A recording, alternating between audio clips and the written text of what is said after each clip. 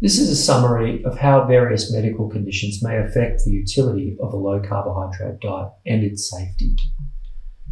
Patients with type 1 diabetes have known immune destruction of the pancreatic cells that produce insulin and therefore require external insulin to be able to transfer energy from food to their cells. The old paradigm was to tell patients to eat carbohydrates and for every 10 grams add a unit of insulin. But patients with type 1 diabetes also develop insulin resistance and require exceptionally large amounts to combat a high-carb diet. Dr. Richard Bernstein's an 86-year-old doctor with type 1 diabetes who wrote The Diabetes Solution. And in this, he proposed a paradigm change to increase insulin sensitivity, lower requirements, and improve blood sugar control. Now, in type 1 diabetes, we know it's a disorder requiring absolute replacement of insulin. But it's critical that type 1 patients understand that exercise is a form of control over blood glucose outside the loop of carbs and insulin. And type 1 diabetic patients should be medically monitored. A continuous glucose monitor is extremely useful in making the switch to a low carbohydrate lifestyle for these patients. The Type 1 Facebook group can be a helpful peer support group, and members frequently score their HbA1c levels under 7. Type 2 diabetics, including those on insulin, in a similar situation might also require this degree of medical monitoring. Now, many patients identify as having sharp crashes of energy, concentration, and mood following ingestion of sugary foods. An oral glucose tolerance test or continuous glucose monitor can show them that they have a rapid drop in blood glucose that follows a rapid rise after a sugar load. Now, these patients have erratic insulin secretion and action, which pushes glucose into cells and doesn't leave enough in the bloodstream for the brain to function. This leads to the sugar crash, and these symptoms occur because hormones including adrenaline, noradrenaline, and glucagon are released to make more glucose from the liver. And this gives patients an unfortunate feeling of low mood, anxiety, immense hunger, and irritability during these periods. It really is driven by hormonal dysregulation. These patients are often given sensible advice to avoid sugary foods and drinks, add protein to smooth out their blood sugar response, and to eat small meals frequently.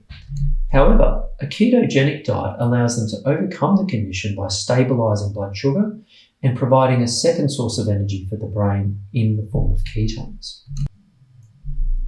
The decline in estrogen levels that characterizes menopause affects cardiovascular health, bone health, and changes the distribution of fat deposition as well as the set point of total body fat in most women.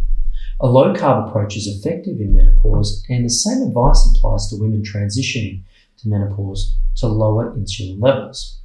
Menopause might make it more difficult with increased stress, poor sleep, and symptoms, but adequate protein intake and regular strength training can also assist markedly and are essential in maximizing lean mass and insulin sensitivity while slowing the loss of bone mass.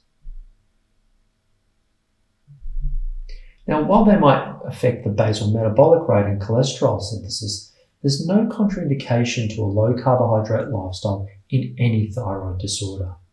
Thyroid function might change on any diet that restricts calories, but underlying disorders must be addressed. Now, the major consideration after bariatric surgery is a condition called dumping syndrome, where patients can develop malabsorption and diarrhea.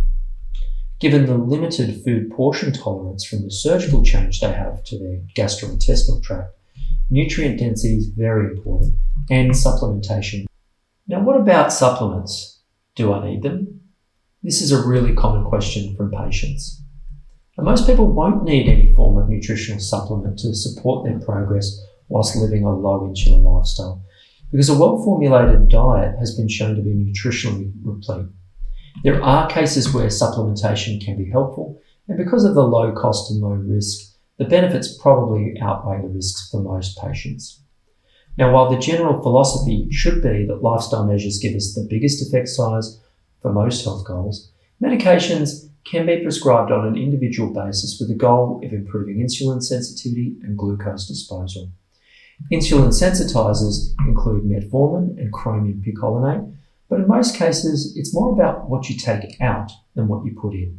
Now, the following list is a list of supplements that may have benefits for certain patients. Chromium can improve insulin sensitivity and glucose disposal. Vitamin K2 may reduce vascular and soft tissue calcification and maximize bone mass. Omega-3 fatty acids can reduce triglycerides and inflammation. Magnesium might assist with muscle cramps and sleep quality. Iron can be required for dopamine and melatonin, which are important neurotransmitters for sleep, energy, and mood. CoQ10 can improve mitochondrial function. L-arginine might assist with endothelial health by increasing nitric oxide. L-carnitine is seen to assist with the use of fat for energy or fatty acid oxidation. Phosphatidylcholine and lecithin can assist with fatty liver disease. And nicotinamide or NAM may assist with cell repair, and in particular non-melanoma skin cancers have been shown to be reduced. Now, metformin is a medication that is considered first line in type 2 diabetes. It's in a class of medication called biguanides. It's an insulin sensitizer and works by improving the sensitivity of insulin receptors in the liver and muscle. It also reduces glucose output from the liver, which can drive persistently high insulin levels, particularly in patients who have fatty liver disease. Now, lastly, it's thought to assist in weight loss via mitochondrial uncoupling. Myo-inositol does a similar thing. It's most commonly used in patients with polycystic ovarian syndrome.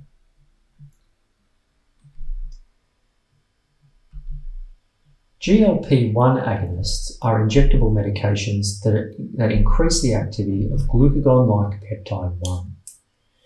The effect of increasing it is that glucagon levels are lowered.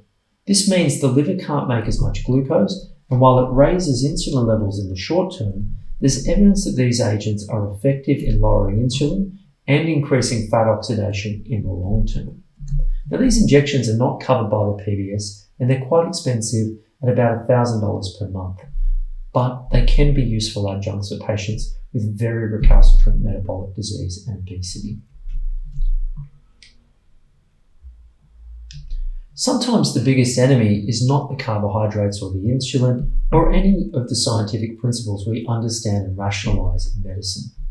Sometimes the biggest barrier to metabolic health is entrenched habits and sugar addiction or binge eating, and these can drive destructive eating behaviours.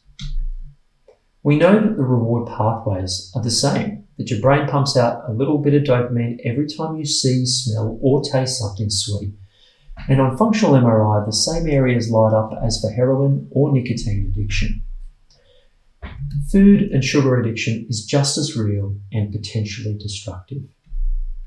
Now, naltrexone can be effective in reducing sugar cravings and managing binge eating disorder via its effect on the brain's reward pathways. In patients where this is the case, psychological strategies and sometimes the short-term use of naltrexone, which is a medication used to reduce cravings in alcohol and opiate-addicted patients, can be very helpful to establish and deepen new neural pathways and habits. It can get you started. But a supportive environment and motivation for change is the number one most important factor here. Allopurinol lowers uric acid, which may improve endothelial health because uric acid blocks nitric oxide production.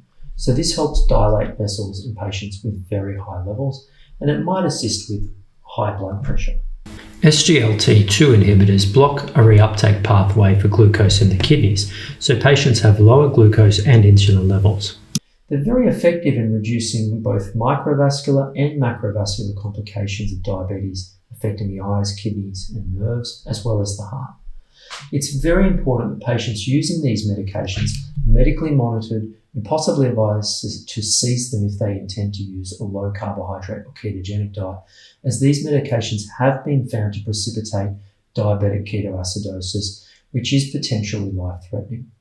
Without such medications, a low carbohydrate or ketogenic diet does not cause these complications if patients don't have type 1 diabetes. Other tips.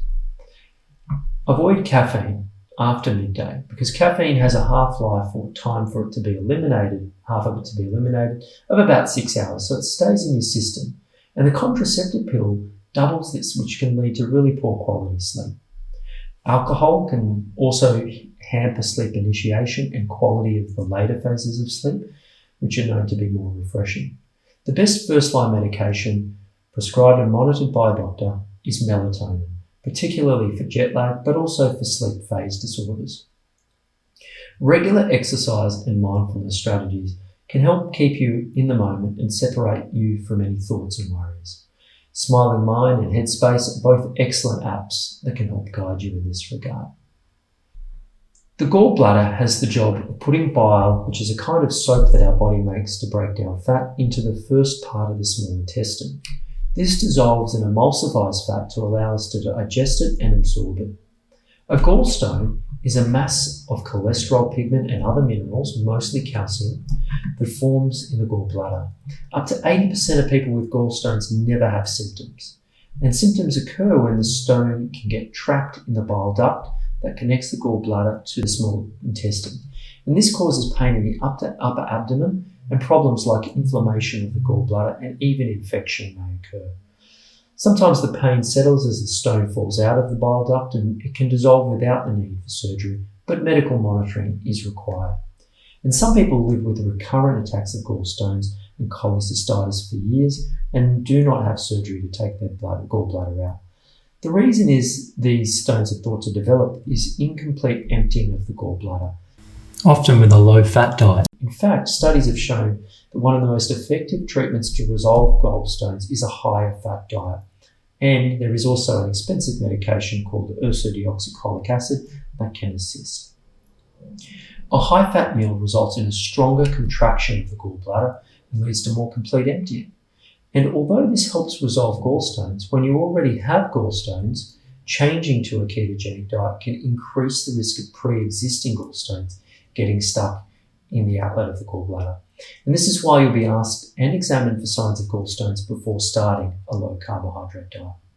If this does occur, you'll need medical attention and advice, but rest assured, not everyone needs their gallbladder taken out. And the low-carbohydrate diet, but possibly in combination with medication, is the best chance of resolving the problem long-term without surgery. I hope you found this video useful. I create these educational videos to help empower patients by allowing them to understand their problem, treatment options, and the expected recovery. Please remember, this lecture is for educational purposes only, does not constitute the giving of medical advice, and no patient-doctor relationship is formed.